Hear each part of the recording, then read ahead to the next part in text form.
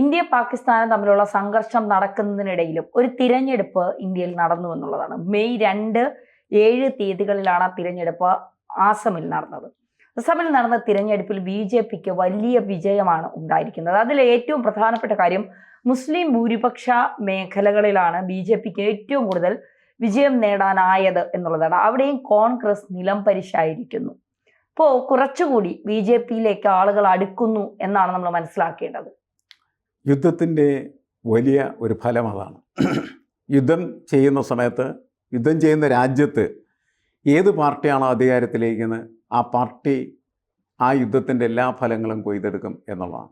നേരത്തെ കോൺഗ്രസ് ഇതൊക്കെ ആ രീതിയിൽ നേടിയിട്ടുള്ളതാണ്.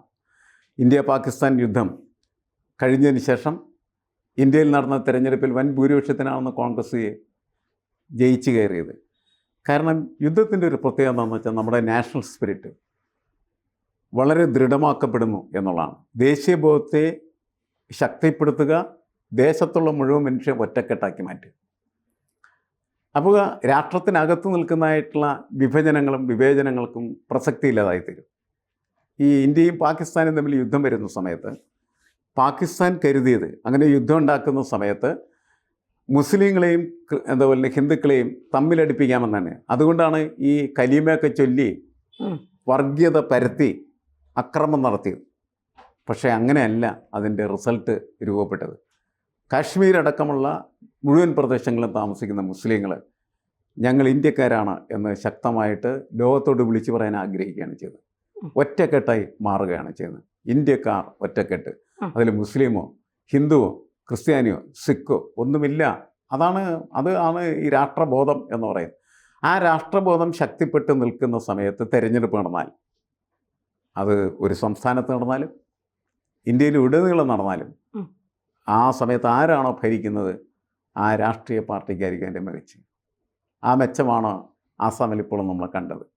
BJP വൻ കുതിച്ചുചാട്ടം അവിടെ നടത്തിയതിൻ്റെ അടിത്തറ എന്ന് പറഞ്ഞ ഇതാണ്. ഇപ്പോൾ ബീഹാർ തെരഞ്ഞെടുപ്പിലും ഇതെല്ലാം പ്രതിഫലിക്കാനുള്ള സാധ്യതകൾ മുൻകൂട്ടി രാഷ്ട്രീയ നിരീക്ഷകർ കാണുന്നുണ്ട് എന്നുള്ളതാണ്. അതിലൊന്നും ചെയ്യാനില്ല, മറ്റുള്ളവർക്കൊക്കെ കാഴ്ചക്കാരായി നിൽക്കാം എന്ന് മാത്രമേ ഉള്ളൂ. കാരണം തദ്ദേശീയമായിട്ടുള്ള വിഷയങ്ങളിലേക്ക് പ്രശ്നങ്ങൾ വന്നാൽ മാത്രമാണ് പിന്നീട് ആ തദ്ദേശീയമായിട്ടുള്ള വിഷയങ്ങളിൽ ഇടപെട്ടതിൻ്റെ പേരിൽ മറ്റ് രാഷ്ട്രീയ പാർട്ടികൾക്ക് വിജയം പ്രതീക്ഷിക്കാനായിട്ട് കഴിയുള്ളൂ. ഇപ്പോൾ പക്ഷേ ആ വിഷയമൊന്നുമല്ല. മുന്നിൽ നിൽക്കുന്നത് ഇന്ത്യ പാക് യുദ്ധമാണ്. അതിൽ ഇന്ത്യ വിജയിച്ചു. ആ വിജയത്തിന് നേതൃത്വം കൊടുത്തിരിക്കുന്ന പാർട്ടി എന്ന നിലയ്ക്ക് BJPക്ക് അതിൻ്റെ ഗുണം കിട്ടുകയാണ് ചെയ്യുന്നത്. അതാണ് ആസാമിലെ ഈ തിരഞ്ഞെടുപ്പ് ഫലം വ്യക്തമാക്കുന്നത്. വളരെ വിശദമായിട്ട് അതൊക്കെ പറഞ്ഞാൽ നമുക്ക് കുറച്ചും കൂടി നന്നായിട്ട് മനസ്സിലാവും എന്നാണ് എനിക്ക് തോന്നുന്നത്. മാഷ, അസാമിലെ 27 ജില്ലകളിലാണ്, അതായത് ജില്ലാ പഞ്ചായത്തും ഗ്രാമപഞ്ചായത്തുകളിലുമാണ് മെയ് 2, 7 തീയതികളിലായി ഈ തിരഞ്ഞെടുപ്പ് നടന്നത്. 397 സീറ്റുകളിൽ 307 BJPയും ആസാം ഗണപക്ഷവും ചേർന്നുള്ള NDA സഖ്യം സ്വന്തമാക്കി എന്നുള്ളതാണ്. നേരത്തെ പറഞ്ഞതുപോലെ മുസ്ലിം ഭൂരിപക്ഷ മേഖലകളിലാണ് കൂടുതൽ BJPക്ക് മുന്നേറ്റം നടന്നത് എന്നുള്ളതാണ്. അതിൻ്റെ കാരണം എന്ന് വെച്ചാൽ അല്ലാതെ മറ്റ് സമയങ്ങളിലൊക്കെ മറ്റ് മേഖലകളിൽ അവർക്ക് സ്വാധീനം ചെലുത്താനായിട്ട് കഴിയുകയും അവർക്ക് നേട്ടം ഉണ്ടാക്കാനായിട്ട് കഴിഞ്ഞു. നേട്ടം കിട്ടാതിരുന്ന മേഖല എന്ന് പറയുന്നത് മുസ്ലിം ഭൂരിപക്ഷ പ്രദേശങ്ങളായിരുന്നു. അവിടെ മുസ്ലിങ്ങൾ കൂട്ടമായിട്ട് എന്ത് ചെയ്തു? നമ്മൾ നേരത്തെ പറഞ്ഞ മാതിരി നാഷണൽ സ്പിരിറ്റിന് വേണ്ടി നിന്നു വോട്ട് ചെയ്തു. അങ്ങനെ BJP അവിടെ വൻ മുന്നേറ്റം നടത്തി. മറ്റിടത്തൊക്കെ ചെറിയ മുന്നേറ്റങ്ങളെ ഉണ്ടായുള്ളൂ. അതിനേക്കാൾ വലിയ മുന്നേറ്റങ്ങൾ ഇത്തരം പ്രദേശങ്ങളിലാണ് ഉണ്ടായതെന്നുള്ള കാര്യം നമ്മൾ മനസ്സിലാക്കുക. ഇതിൽ അഞ്ചാലിക്, അതാണ് ഏറ്റവും അവിടെ ആ പഞ്ചായത്തിലാണ് പിന്നെ ഏറ്റവും കൂടുതൽ BJPക്ക് വോട്ട്. അതാണ് മുസ്ലിം ഭൂരിപക്ഷമായ ഒരു പഞ്ചായത്ത് എന്ന് പറയുന്നത്. 2192 1409 സീറ്റും BJP നേടി മൊത്തമുള്ളതിൽ. അതിൽ വെറും 62 സീറ്റാണ് കോൺഗ്രസിന് കിട്ടിയത്. മറ്റുള്ളവർക്ക് 28 സീറ്റ്. അതായത് 100% വിജയം BJP സ്വന്തമാക്കിയിരിക്കുന്നു എന്നുള്ളതാണ്. മുസ്ലിം ഭൂരിപക്ഷത്ത് 70% വോട്ട് നേടാൻ BJPക്ക് കഴിഞ്ഞു എന്നുള്ളതാണ്. 126 അംഗസംഖ്യയുള്ള നിയമസഭയിൽ 68 അംഗവും BJP ആണ്. അടുത്ത തവണ 105 സീറ്റുകൾ വരെ പിടിക്കുമെന്നാണ് പറയുന്നത്. 18,36,682 വോട്ടർമാരുള്ളതിൽ 74.71% വോട്ട് രേഖപ്പെടുത്തിയിട്ടുണ്ടായിരുന്നു ഈ പഞ്ചായത്ത് ഗ്രാമപഞ്ചായത്ത് തിരഞ്ഞെടുപ്പുകളിൽ. ഇവിടെയാണ് BJPക്ക് വലിയ രീതിയിലുള്ള നേട്ടം കൊയ്യാൻ കഴിഞ്ഞത്. ഇവിടെ നമ്മൾ എടുത്തു പറയേണ്ടത് കോൺഗ്രസിന്റെ കാര്യമാണ്. കോൺഗ്രസ് ഈ വരുന്ന തിരഞ്ഞെടുപ്പുകളിലെല്ലാം വളരെ പതനം നേരിട്ടുകൊണ്ടിരിക്കുകയാണ്. ഒരു 70 വർഷത്തോളം രാജ്യം ഭരിച്ച ഒരു പാർട്ടിയുടെ ഒരു അവസ്ഥ ദയനീയമാണെന്നല്ലേ പക്ഷേ ഇതിലൂടെ നമുക്ക് മനസ്സിലാക്കാൻ സാധിക്കുന്നത്. അതിൻ്റെ പ്രധാനപ്പെട്ട ഒരു പ്രശ്നം എന്ന് പറയുന്നത് കോൺഗ്രസ് താഴെത്തട്ടിൽ സംഘടനാപരമായിട്ട് വളരെ ദുർബലമാണ് എന്നുള്ളതാണ്. കോൺഗ്രസ് ഇപ്പോഴും ഇന്ത്യയുടെ എല്ലാ ഭാഗത്തും നിലനിൽക്കുന്നത് സ്വാതന്ത്ര്യ സമര കാലത്തുണ്ടായിരുന്ന അടിത്തറയുടെ തുടർച്ചയിലാണ്. സ്വാതന്ത്ര്യ സമരകാലത്ത് ഇന്ത്യയുടെ രാഷ്ട്രീയം എന്ന് പറയുന്നത് കോൺഗ്രസിൻ്റെ രാഷ്ട്രീയമായിരുന്നു. അങ്ങനെ കോൺഗ്രസ് തുടർച്ചയായി നമുക്ക് സ്വാതന്ത്ര്യം ലഭിച്ചതിന് ശേഷമുള്ള 15 വർഷങ്ങളെന്ന് പറയുന്നത് ഏക പാർട്ടി ഭരണത്തിൻ്റെ കാലമായിരുന്നു. എന്നുവെച്ചാൽ കോൺഗ്രസ് മാത്രം ഭരിക്കുന്ന ഒരു കാലമായിരുന്നു. അതിൽ നിന്ന് കോൺഗ്രസ് പതുക്കെ പതുക്കെ പടിയിറക്കം ആരംഭിക്കുന്നത് അഴിമതിയും അതേപോലെ സ്വജനപക്ഷപാതവും അതിൻ്റെ ഭാഗമായി വളർന്നു വരുന്നതിൻ്റെ അതിൻ്റെ തുടർച്ചയായിട്ടുള്ള ജീർണതയുടെയൊക്കെ ഫലമായിട്ടാണ്. അങ്ങനെ സംഘടനാ രംഗത്ത് അത് വളരെ ദുർബലമാക്കപ്പെട്ടു.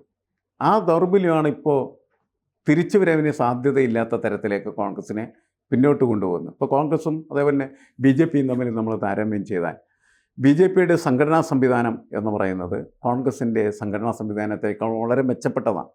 അതിൻ്റെ ശക്തി എന്ന് പറയുന്നത് RSS എന്ന് പറയുന്ന കേഡർ സ്വഭാവമുള്ളതായിട്ടുള്ള സംവിധാനമാണ്. അതുകൊണ്ട് ബി ജെ പിക്ക് എപ്പോഴും കോൺഗ്രസുമായിട്ടുള്ള മത്സരത്തിൽ കോൺഗ്രസിനെ പരാജയപ്പെടുത്താനായിട്ട് കഴിഞ്ഞു പോകുന്നു എന്നാണ് നമ്മൾ മനസ്സിലാക്കേണ്ടത്.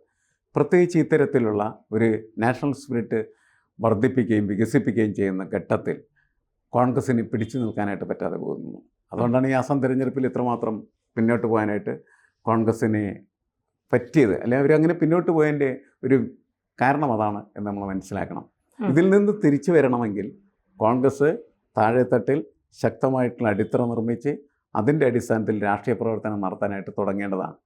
അല്ലെങ്കിൽ തിരിച്ചു വരിക എന്ന് പറയുന്നത് അസാധ്യമാണ്, എന്നും അസാധ്യമാണ് എന്ന ഫീലായിരിക്കും അത് നിർമ്മിച്ചുകൊണ്ടിരിക്കുന്നത്. ഈ BJP കൊണ്ട് മാത്രമേ രാജ്യത്തെ രക്ഷിക്കാനും സാമ്പത്തികമായി ഉയർത്താനും കഴിയുമെന്ന് ജനങ്ങൾ തിരിച്ചറിഞ്ഞു തുടങ്ങിയിരിക്കുന്നു എന്നുകൂടി നമുക്ക് ഇതിലൂടെ മനസ്സിലാക്കി. അല്ല, BJPയുടെ അവകാശവാദമാണത്. BJP എന്ന് പറയുന്ന രാഷ്ട്രീയ പാർട്ടി അവരുടെ ജനങ്ങളുടെ മുന്നിൽ വെക്കുന്ന 2 കാര്യങ്ങളാണ്. ഒന്നിപ്പോൾ യുദ്ധം വരുന്ന സമയത്ത് യുദ്ധത്തിൽ വിജയം നേടിക്കഴിയുമ്പോൾ ഇത് BJPയുടെ വിജയമാണ് എന്ന് BJP അവകാശപ്പെടും. രണ്ടാമത്തെ കാര്യം എന്ന് പറയുന്നത് വികസന പ്രക്രിയകൾ, വികസനത്തിന് വേണ്ടിയിട്ട് പണം അമാസ് ചെയ്ത് വികസനം മുന്നോട്ട് വെക്കുന്ന സമയത്ത് വികസനത്തിനും BJP അതേപോലെ തന്നെ സുരക്ഷയ്ക്കും BJP എന്ന് പറയുന്ന മുദ്രാവാക്യം വെക്കുകയും അതിനെ പ്രതിരോധിക്കാനായിട്ടോ അതിന് മറിച്ചൊരു മുദ്രാവാക്യം നിർമ്മിക്കാനായിട്ടോ മറ്റ് കക്ഷികൾക്ക് കഴിയാതെ വരുന്ന സമയത്ത് BJPക്ക് എളുപ്പത്തിൽ വിജയം നേടാനായിട്ട് കഴിയും. ഇപ്പോൾ ആസാമിൽ ഈ അസം ഗണപരിഷത്ത് എന്ന് പറയുന്നതായിട്ടുള്ള പ്രാദേശിക രാഷ്ട്രീയ പ്രസ്ഥാനത്തെ കൈവിട്ടുകൊണ്ട് BJPക്ക് തിരഞ്ഞെടുപ്പിൽ മത്സരിച്ചാൽ വിജയം കാണും എന്ന് ഉറപ്പ് പറയാൻ ഇപ്പോഴും അവർക്ക് കഴിഞ്ഞിട്ടില്ല. കാരണം അവരങ്ങനെ ഒരു പ്രാദേശിക സ്വത്വം അല്ലെങ്കിൽ പ്രാദേശികമായിട്ടുള്ള ഒരു ഐഡൻറ്റിറ്റി എക്സിസ്റ്റ് ചെയ്യിപ്പിച്ച് നിൽക്കുകയാണ് ചെയ്യുന്നത്. അവരെ കൈയൊഴിഞ്ഞുകൊണ്ട് അധികാരത്തിലേക്ക് വരാം എന്ന് ആസാമിൽ പോലും BJP ഇപ്പോൾ കരുതുന്നില്ല എന്നാണ് ഞാൻ വിശ്വസിക്കുന്നത്. അവരോടൊപ്പം നിൽക്കുക, വിജയിക്കുക. അതിപ്പോൾ മറ്റ് പല വടക്കുകിഴക്കൻ സംസ്ഥാനങ്ങളുടെ എല്ലാത്തിൻ്റെയും സ്ഥിതി തന്നെയാണ്. അവിടെയുള്ള ഗോത്രവർഗ സമൂഹവുമായിട്ട് കൂടിച്ചേർന്ന് അവരുടെ സുഹൃത്താണ് BJP എന്ന നിലക്ക് നിന്ന് മത്സരിച്ച് ജയിക്കുന്ന സ്ഥിതിയാണുള്ളത്. കോൺഗ്രസ് ആയിരുന്ന സമയത്തും കോൺഗ്രസ് ഉപയോഗിച്ചിരുന്ന ടാക്ടിക്സ് അതാണ്. കോൺഗ്രസിന് ഭരണമില്ലാത്തതിൻ്റെ പേരിൽ ആ ഗോത്രവർഗ സമൂഹം കോൺഗ്രസിൻ്റെ കൂടെ ഇല്ല, അത് BJPയുടെ കൂടെ നിൽക്കുകയാണ്. BJPയാണ് കേന്ദ്രം ഭരിക്കുന്നത്, അതുകൊണ്ട് ഞങ്ങൾ അതിൻ്റെ കൂടെ നിൽക്കുന്നു എന്ന് പറഞ്ഞ് ആ നിൽപ്പ് അവരെ തുടരുകയാണ് ചെയ്യുന്നത്. അതാണ് പ്രശ്നം.